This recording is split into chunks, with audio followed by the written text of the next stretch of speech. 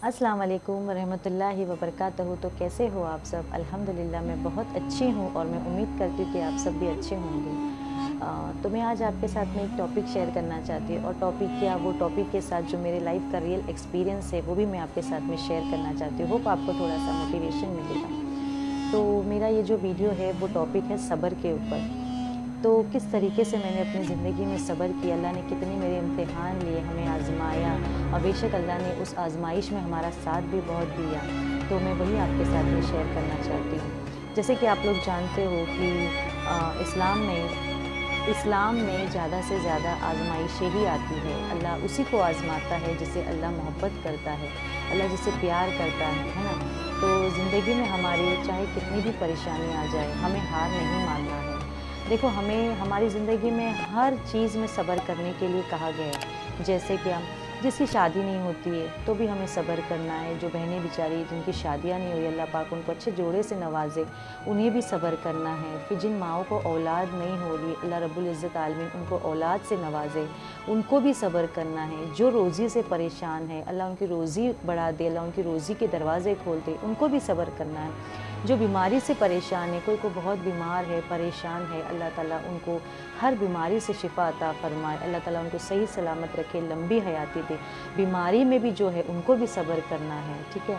तो देखिए ना, ज़िंदगी में हमारे अल्लाह ताला कितनी सारी, मतलब बैक टू बैक हमारी ज़िंदगी में परेशानी आती है, लेकिन उन सब में अल्लाह ताला हमें सिर्फ़ सब्र करने की तौफ़ीक अता फ़रमाते हैं कि आप लोग सब्र करिए। बेशक मेरी आज़माइश है तो सब्र आपको करना, मैं ये देखना चाहता हूँ कि मेरा बंदा कितना मेरे आज़माइश को झेल पाता है, कितना सह पाता है। तो आप लोग जैसे कि जानते हो मेरी ज़िंदगी में क्या-क्या हुआ है और उस वक़्त अल्लाह रब्बुल इज़्ज़त आलमीन ने मेरा बहुत साथ दिया है। जैसे कि मेरे हस्बैंड की तबीयत ख़राब हो चुकी थी 2020 में, मेरे हस्बैंड की तबीयत ख़राब हो चुकी थी। उस टाइम पे तो ऐसा मंज़र था कि मैं एकदम ब्लैंक हो चुकी थी और उस टाइम पे तो मैं ये सब राह में भी नहीं थी। बेशक मैंने इस्लाम कबूल किया था, लेकिन मैं इस्लाम को फ़ॉलो नहीं कर रही थी, क्योंकि मैं वो फ़ॉलो अल्लाह की तरफ से होना चाहिए। खुद से इंसान कितनी भी कोशिश करे, पर जब तक अल्लाह ताला नहीं चाहता तब तक इंसान सजदा नहीं कर सकता। ये चीज़ आप लोग भी जानते हैं। अल्लाह के हुक्म से ही एक इंसान नमाज़ पढ़ता है और सजदा करता है। तो जब मेरे हस्बैंड को ये प्रॉब्लम हुई थी, तब तो मैं इतनी नमाज़ों में भी नहीं थी, बस डेली लाइफ रूटीन चल रही थी। तो मैं कुछ नहीं समझ पा रही थी कि मैं क्या करूँ करके। लेकिन अल्लाह ने मेरा वो वक़्त भी पार कर दिया। फिर मेरे बच्चे अभी फरवरी, ये 2023 में मेरे बच्चों को, दोनों को, जब ये कोरोना का इन्फेक्शन बच्चों के लिए आया था, तो वो इन्फेक्शन मेरे बच्चों को हुआ था।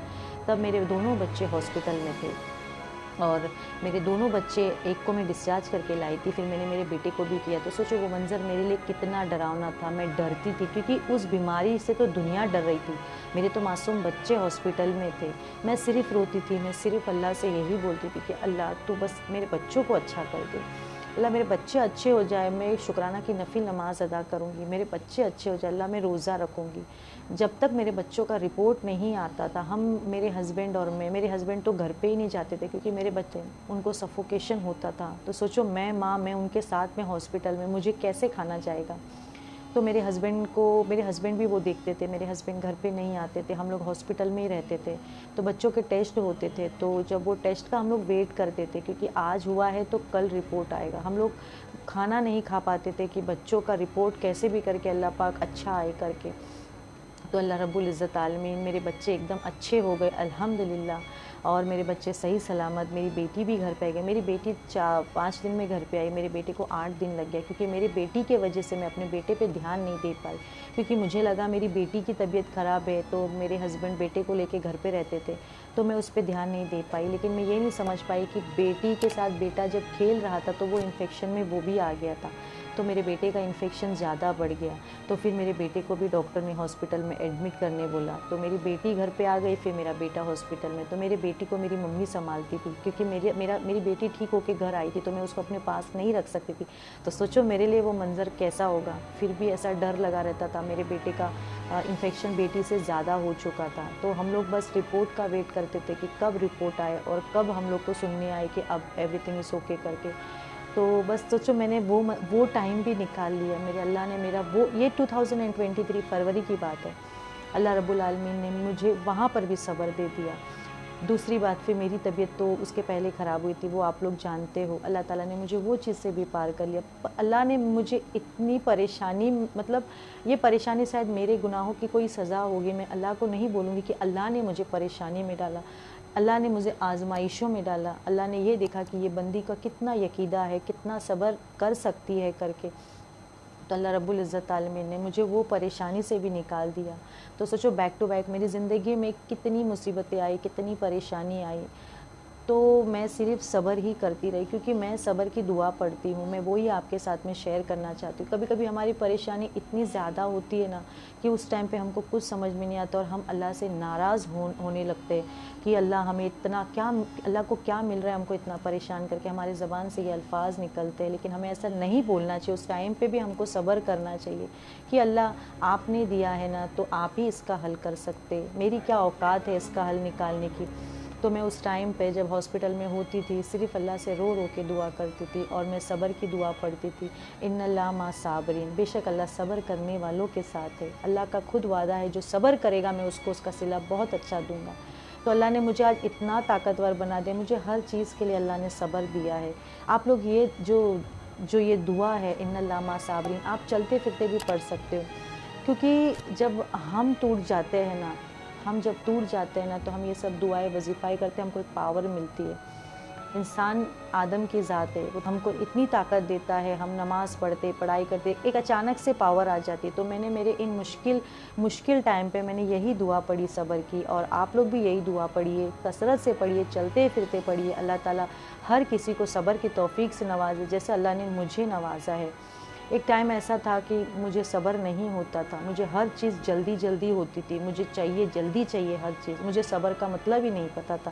لیکن آج میں آپ لوگوں کے سامنے بیٹھ کے آپ لوگوں کو بتا رہی ہوں کہ صبر کیسی چیز ہے، اور ماشاءاللہ سے میں نے صبر کیا، اور وہ صبر کی توفیق مجھے اللہ نے دی، اور میں آج آپ کو اپنے بارے میں بتا رہی ہوں کہ اللہ نے اتنی ساری پریشانی سے مجھے نکالا، الحمدللہ رب العالمین۔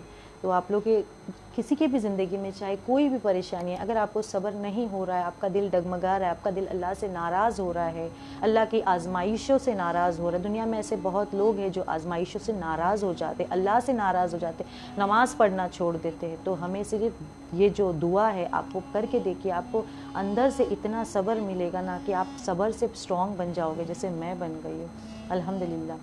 تو جسٹ ایک ویڈیو مجھے اپنی لائف کی جیسا میں نے صبر کر کے میں نے اپنی لائف کی باتیں آپ کے ساتھ میں شیئر کی تاکہ آپ کو تھوڑا سا موٹیویشن ملے۔ تو ہوپ آپ کو میرا ویڈیو اچھا لگا ہوگا۔ یہ میری یہ ریئل لائف کی بات میں نے آپ کے ساتھ، یہ کوئی سٹوری نہیں، یہ میں نے آپ کو ریئل بتایا، نکت نے آج تک آپ کو جو بھی بتایا سب ریئل بتایا ہے، سب میں نے جو اپنے لائف میں جو ایکسپیرینس کیا ہوا ہے میں نے وہ آپ کے ساتھ میں شیئر کیا، تاکہ آپ کو پتہ چلے کہ دنیا میں آپ ہی پریشان نہیں ہو، آپ کے جیسا اور بھی بہت سارے لوگ پریشان ہیں، تو ہم کو ہمت نہیں ہارنی ہے۔ ہوپ آپ کو میری ویڈیو اچھی لگی ہوگی، تو چینل کو لائک شیئر اور سبسکرائب کر دینا۔ السلام علیکم ورحمۃ اللہ وبرکاتہ۔